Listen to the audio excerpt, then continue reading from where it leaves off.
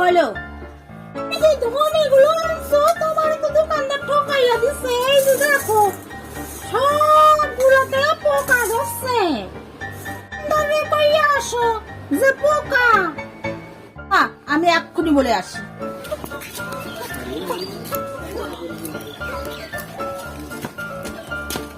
দাদা, আপনার ধনেতে পোকা হলেও হতে পারে।